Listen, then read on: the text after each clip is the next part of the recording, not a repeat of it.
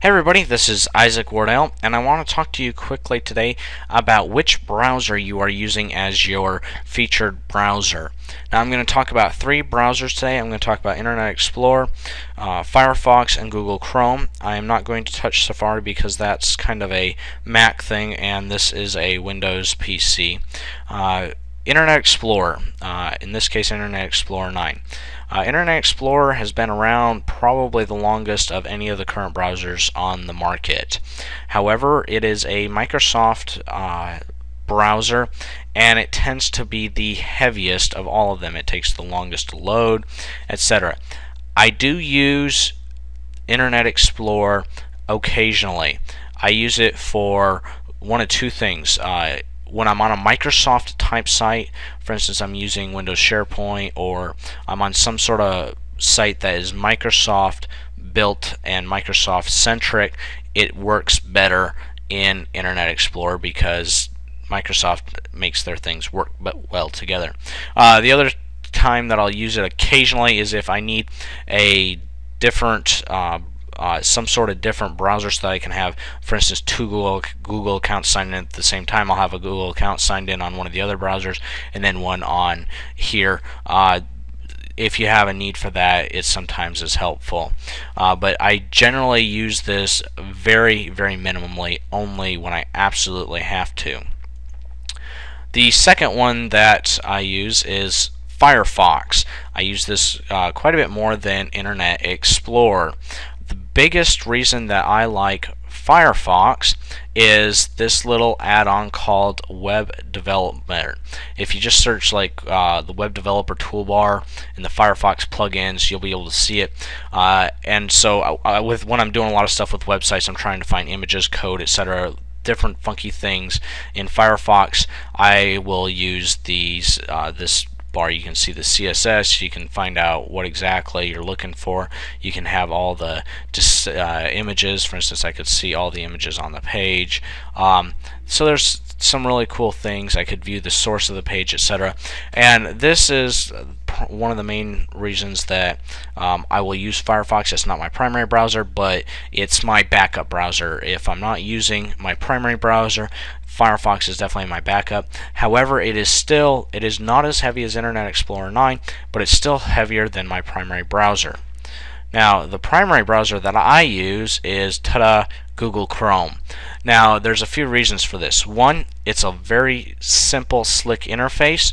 As you can see, you don't have all the file menus and whatnot up here. It makes it a lot lighter. It will come up generally 2 to 3 times faster than any of my other browsers when I click on it for it to come up. It searches faster.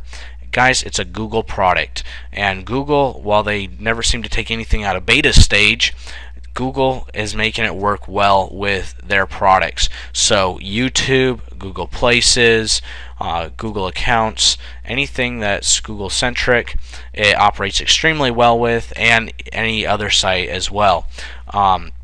Perhaps one of the features I like that you can get in the others, but it's a lot harder to get, is your options up here to have your most recent ones. You've got some apps that you can plug in. I haven't used a lot of those, but it's just extremely fast. Here's another cool thing. Your search bar is automatically up here. So if I start typing in marketing, for instance, it's right there. It'll work both as a Google search and as a URL search. Now here's another cool thing that you guys might not know. The other browsers don't feature this, but if you go to youtube.com and then hit the space button, it instantly turns into YouTube search.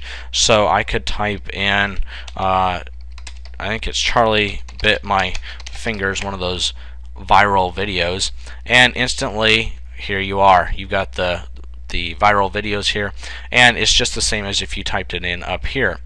This also works with other sites such as Hulu.com. I could search for White Collar, for instance, which is a USA Network show, and it brings me right there. So guys, this is really key. It's actually amazing to me that the other browsers haven't caught on to this.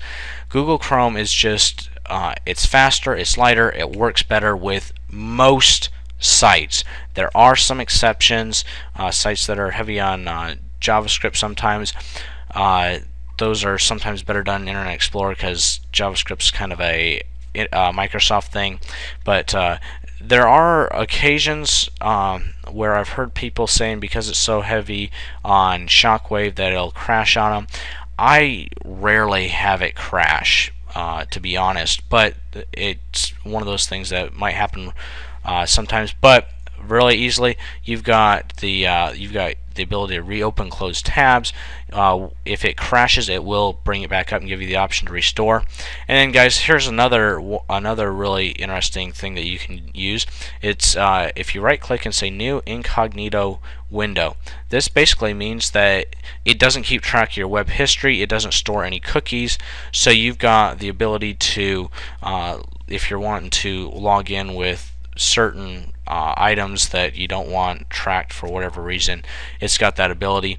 You can use it because it's not storing cookies. If you're doing work on client sites that you don't really want their credentials or whatever stored in your system, or to mess or update yours. For instance, you got a Google account that you have autofill in for some reason, and you're going to be working on a client's page. You could use this so that it doesn't keep track of the cookies, the email and password, etc.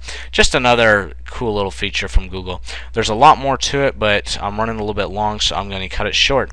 I hope you found this video helpful, and hopefully this will make things a little bit faster for you.